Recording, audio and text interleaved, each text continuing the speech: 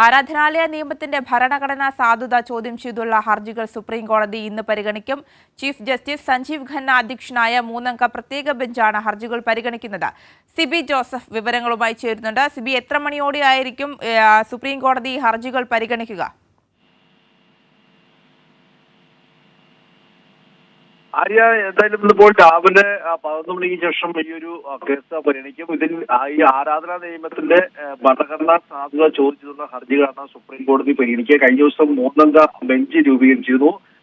Supreme കോടതി chief justice Sanjeev Khanna, Sanjay Kumar, K V. Vishwanath എന്നിവരടങ്ങിയ ഈ 3-അംഗ ബെഞ്ചാണ് ഇത് പരിഗണിക്കുക. ഒരുപക്ഷെ ഇത് വിശാല ബെഞ്ചിലേക്ക് പോകാനുള്ള സാധ്യതയുമുണ്ട്. എന്തായാലും ഈ ആരാധനാലയ നിയമത്തിലെ വ്യവസ്ഥകൾ നിയമവിരുദ്ധവും മതാചാരത്തിനുള്ള മൗലിക അവകാശത്തിനുള്ള ലംഘനവുമാണ് ചൂണ്ടിക്കാട്ടിക്കൊണ്ടാണ് ഈ ഹർജിക്കാർ നിരവധി ഹർജികൾ നൽകിയിരിക്കുന്നത്. ഇത് 2020-ൽ BJP നേതാവും അഭിഭാഷകനുമായ അശ്വിനി കുമാർ ഉപാധ്യായാണ് ആദ്യം ഹർജി നൽകിയത്. പിന്നീട് വിവിധ ഹർജികൾ സംഘപരിവാർ സംഘടനകളും എന്ന നിലയിൽ നൽകുന്ന ഒരു സാഹചര്യമുണ്ടായി.